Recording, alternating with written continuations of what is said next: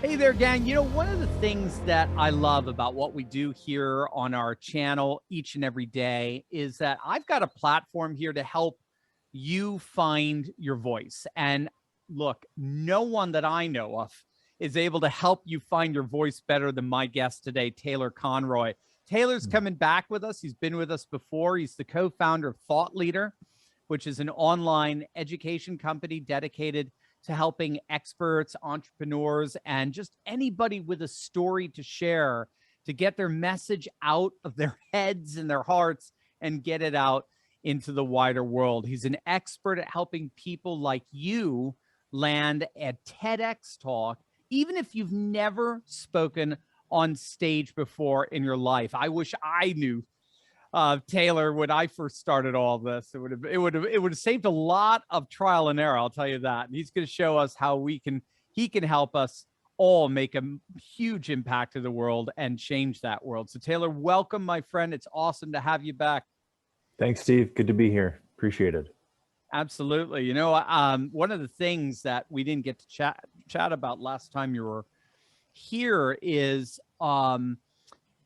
how sharing our voice, learning to make ourselves heard, is actually one of the more important steps a patriot can take to preserve our freedom. So I was thinking about this today, actually. Being a patriot today, no matter where we are, right? No matter what country we're in, being a patriot today is not a spectator sport. You don't get to sit in the stands and go, yay, yay, yay, faith, family, freedom, all that sort of stuff. If we want to preserve things like the freedom to speak, which Jordan Peterson actually links to the freedom to think, which is very interesting because so much of our thinking involves speech. So if we're going to be free thinkers, we have to be able to be free speakers. Flesh out for us, if you would, how making the effort to making our voices heard is actually integral to protecting and defending this right, defending the things that we love. I love that question, Steve. I love that. And I love that you're quoting Jordan Peterson. I mean, he's a fellow Canadian like myself. Couldn't be more proud of him and what he's doing, especially all the adversity that he's facing and going through it anyways. Absolutely. Yeah. And that, I think, leads to I believe that yourself, myself, and all of your listeners were our own Jordan Petersons, right? And he's the one, he's taking the brunt of this. He's kind of taking things head on. And like you said, it's not a spectator sport. We need to take it head on. What I think doing a big talk, let's say like a TEDx talk, let's say that's the path that some of your viewers want to take. What that does is it puts your message on a big platform. It could get millions of views. It could get you, book sales and coaching clients and all that kind of stuff. But what it does is it forces you to take an unequivocal stand. This is what I stand for. This is what I believe in. This is what I'm here on this earth to do. And when you do something at that large of a scale, you can imagine if you're speaking in essence in front of potentially millions of people. Like, I'm not exaggerating. Many of our clients have millions and millions and millions of views, right? When you take a stand in front of potentially millions of people, it makes those conversations at school board meetings, it makes the conversations one-on-one, it makes the conversations at your church, makes the conversations that might be a little bit gritty and tough, it makes them easy because you've given that talk, you've said, this is what I stand for on one of the biggest stages in the world. And that then translates to one-on-one everyday conversations that you're having with other people. And that's the trenches. That's where it's at. Right. Yes. The rubber hits the road at the local. Right. You can hit all the transcendent points that you want, but if you're not affecting your neighbors' hearts and the like, Yeah. And this is here's the biggest reason that I love TEDx talks and why I'm obsessed with them and why we've helped 400 people land TEDx talks is because, not just because it's not just the talk in and of itself that is the goal. It's what that catalyzes. It's the conversations it catalyzes, it's the partnerships, it's the investment in your company, it's the book sales and the coaching and all that kind of stuff. It's the beginning. It's like if in online marketing speak, it's the top of the funnel, right? I'll give you an example. Chances are, like yourself, a lot of your audience has probably written a book, right? Or maybe 2, or maybe 3. They might have self-published it or got it published, whatever it is, right? And they're probably thinking, man, why aren't more people buying this thing? Why aren't more people actually getting involved? And the reason is because if people don't know you, like you, trust you, they're not going to invest the, how much is this book here? $15.99. This is written by a mentor of mine called Unfortunate Entrepreneur. People aren't going to invest the $16 and the 3 days or whatever it's going to take them to read that book, or 8 hours, whatever it is, unless they feel like they're going to get value. And that's what a TEDx talk does. It's a free investment. It's on YouTube. It's 15 minutes, right? So when someone watches that talk, they go, man, I like this person. I want to know more. And I want to give you like one example is, chances are you've seen Simon Sinek's TED Talk, right? Where he talks about starting with why. I did a workshop yesterday and I said, what do you guys, I said for about 200 people, I said, put in the chat, what was that talk called? And for your listeners, right, anybody listening to this right now, think, what do you think that talk was called by Simon Sinek? Do you have a guess, Steve? Would it be why? That is the number one guess. People say it's either why, or they say start with why. And they forget that we didn't know the phrase start with why until we watched that talk. That talk popularized that phrase. Therefore, the actual title is How Great Leaders Inspire Action. Okay. Oh, wow. And so he got to coin a phrase in there. So people didn't know who Simon Sinek was until that TEDx talk came out. They didn't know who Mel Robbins was till her talk got 30 million views. They didn't know who Brene Brown was until her TEDx talk came out and got 50 million, 60 million views. And it's the TEDx talk that got you to buy Brene Brown's book, to buy Simon Sinek's book, right? To buy Mel Robbins' book. That's the beginning. And not only does it catalyze all of those things like the book sales and all that kind of stuff, but it catalyzes the important conversations. And it actually lets you find, you know, overused term, but find your tribe, find your people. Like when you put yourself out, like, this is what I stand for. We've got a lot of patriots that do TEDx talks with us. This is what I stand for. Then your people find you. Right. And that's when you can actually catalyze the movement and actually get momentum in that direction. Right.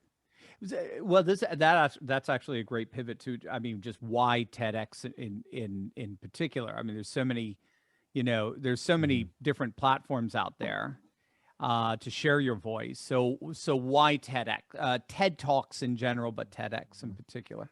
It's a great question. And I would ask anyone listening to it, I'd ask you this. So I did a talk, actually did a number of talks at the United Nations. I want you to guess for a second how long you think those talks were. I did 4 talks at the UN in New York. How long do you think they were? I asked this same question to our workshop yesterday. I had people ranging. They said 45 minutes. Someone said 4 minutes. Someone said 15. Someone said 30. And the answer is you have no idea. You have no clue, because there's no brand predictability with a United Nations talk, right? The actual answer is the longest talk was 60 minutes that I did there. The shortest one was 5 minutes, right? Wow. But if I was to ask someone, how long do you think my first TED talk was? They're going to say 15 minutes, 13 minutes. The span, it's going to range from 12 minutes to 18 minutes. Like, it's going to be short. So it's a predictable brand experience that you get with the TED Talk, which is why people are more likely to click on a TEDx talk than they are any other talk that you could share with them. And I know this, man. I've spoken in front of 100,000 people live all over the world because of my TEDx talk spreading, right? And all of those talks, none of them at A-Fest in Mexico. I've spoken at Chile in front of 20,000 people, spoken in stadiums in front of 10,000 people. None of them have done anywhere close to as well as the TEDx talk, because they don't have that brand predictability. And so if you're sending someone a link of, here's a talk that I did at this random event on Hawaii, versus here's a TEDx talk that I did. Just think of it. You're going to click that because you're going to know you're going to learn something, and it's going to be short. That's why TEDx talks, they get the clicks, they get the watches, and they get a message out faster than any other platform. Right. Yeah, you're it's like performing at Carnegie Hall, for example. You're getting the benefit of their brand. And gang, you know, just so you know, Taylor is kind enough. He's actually putting on a completely free webinar to show you guys how you can get your message out in front of millions. Again, even if you haven't spoken in public before, that's Taylor's specialty. So just click on that link below, sign up. It's absolutely free. And it's going to show you how you can land a TEDx talk and get your message out to the world. It's really amazing stuff. You know, I noticed that some may have an animus toward TEDx, particularly patriots. You know, people watching this might feel like, okay, yeah, I definitely have something to say, but they're concerned maybe about some wokeness, you know, in TEDx. They're concerned about possibly getting censored or silenced on the TEDx stage.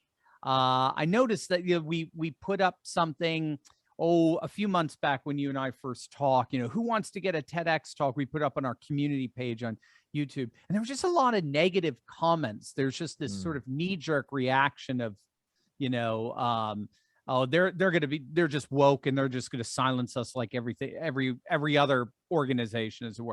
Why is it important right now that patriots see TEDx as an important and legitimate space for expressing their ideas? Great question. Because over 30 million people are subscribed to their TEDx YouTube channel. They've got an audience of tens and tens of millions of people ready and waiting. And there are hundreds of TEDx events all over the United States every year, hundreds, right? And to say they're all like this would be doing what we don't like about the other side, would be saying, painting them all with a brush. Those TEDx organizers, some of them are Republicans, some of them are Democrats, some of them are libertarians. They are individual human beings that feel they've got a need and a calling to gather wonderful ideas, put it on a stage, and get it out to the world in a big, amazing way. So I would ask you, do you want to speak on a stage that, maybe is perfectly aligned with all of your values and 2 people are watching? Right. Or do you want to speak on a stage where you're 100% at the risk of your talk being seen by the woke, by the other side? And you know what? A talk that's controversial, a talk that gets a whole bunch of comments, even if the comments are like, I don't agree, is a talk that spreads like wildfire. You want polarity, you want controversy, you want all of these things. Like I've put out a couple videos recently that my most watched videos, like on TikTok, for example, most watched videos are the ones that are the most controversial because it's stirring up conversation, right? And it's only in that conversation, when a conversation is happening, that we have the ability to influence what someone feels and what they think based on like actual knowledge. Like chances are the people that are listening to this that would like to do a talk, whether it's a TEDx talk or not, that feel they've got a message inside them, chances are they know that if enough people heard it, it would genuinely change things, right? Whether you like call yourself a patriot or you call yourself something on the other side, chances are you have a message inside you that could genuinely shift things for other people. And you've gone through a whole bunch of stuff that could benefit other people right now. Right. So really the question is this: do you put yourself at risk of being in a situation that is uncomfortable to get your message out to as many people as humanly possible? Or do you stay within your comfort zone and only do the things that are within your little kind of sweet spot and not reach all the people that you're supposed to reach? In my mind, I would use controversy as like a plus. Absolutely. The algorithms love engagement. They don't care if it's positive or negative. They just love engagement, and the more they can get engaged, the better. But it's, you know, what you just gave as an answer is very similar to the answer I give when people ask, well, why are you on YouTube? Why aren't you just on Gab, or why aren't you just on, you know, Rumble or something like that? Because this is the world's video platform. That's why. Same reason why I never left Twitter, even when Twitter was going great. And now look who's about to take it over, you know? So, I mean, we have, it's good to have a foot in the sort of the parallel economy that's emerging and so forth. But I think it's also, in the name of diversification, you've also got to have a foot in more so-called mainstream world, so that your voice is carried in both. And that's, I mean, play in this playground that the world is what it is, right? Like take what you want from each platform. They all have their benefits. And I 100% agree with the vast majority of the sentiments that you've shared and that your viewers have.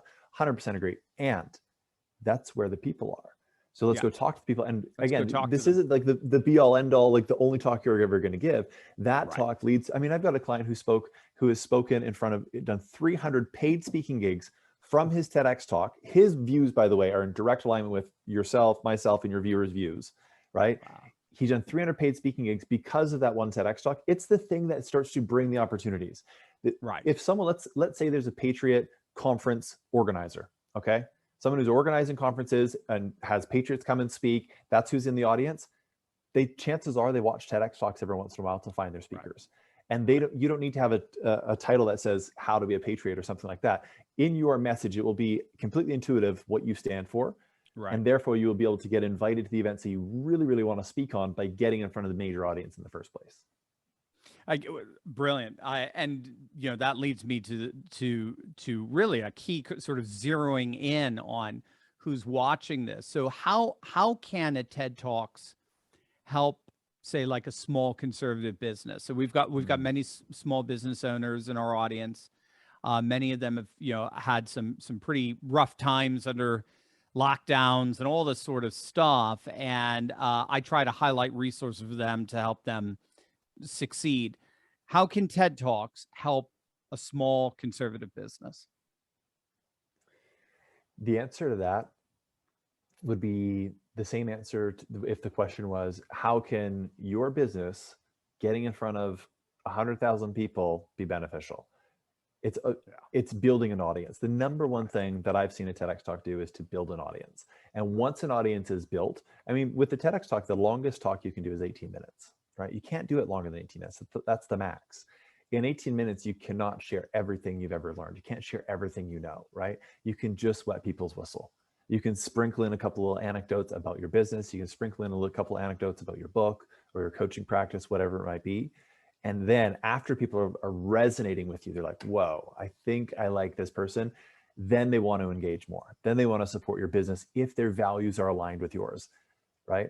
And so what Absolutely. I see a TEDx talk to be, I mean, it's like your keystone piece. It should be in your email signature, should be on your Facebook profile, on your Gab. It should be on all of your social media, so that when people start to engage with you, the first thing that someone would do if they had never heard of Steve Turley, and they got an email from him and it said, oh, watch my TEDx talk called such and such, they're going to click on it. And once they click on it, they build that know, like, and trust. And only when you have know, like, and trust is someone actually going to want to do business with you, actually want to exchange their financial energy for some sort of information product that you've got, or some sort of service, or some sort of hard product or hard good, is once know, like, and trust is built. So if you can do that within 18 minutes by sharing, by the way, a TEDx talk should not be just from the head, right? It should be from your heart. It should be from your head. It should be the biggest aha that you've ever had in your life, all shared within 18 minutes. And after that, if someone resonates with you, they're going to do business with you. If they don't, they're going to move on and say la vie. Say la vie. That's right. There you go. Throwing in some of your French Canadian euphemisms. That's beautiful. Yeah, gang, this is gold. Seriously, this is gold from somebody who's been in broadcasting for several years. What Taylor's doing here and what he can show you to do. I mean, this is a once in a lifetime opportunity. This is amazing. Make sure you click on that link below. Sign up for his absolutely free training on how to land a TEDx talk stage, even if you've never spoken before. Is that right, Taylor? Even if someone's never been in front of an audience before?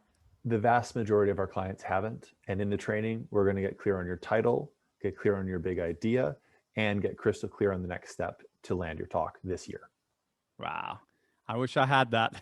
That would have saved so much time when I first started YouTube. That is great. Yeah, that's awesome. Yeah, you don't want to do the hit and miss approach. Find a mentor like Taylor, and he'll walk you through it. It's just absolutely amazing. Taylor Conroy, my friend, thank you so much for coming on back. Great seeing you again. Yeah, I love, we were talking earlier, you're in this beautiful octagonal structure in Hawaii, and I'm jealous. It's wonderful, and it's always great to chat with you. Well, the invitation's open. Awesome. Hey, thank you. Right back at you. Thanks, Steve. Thanks for having me.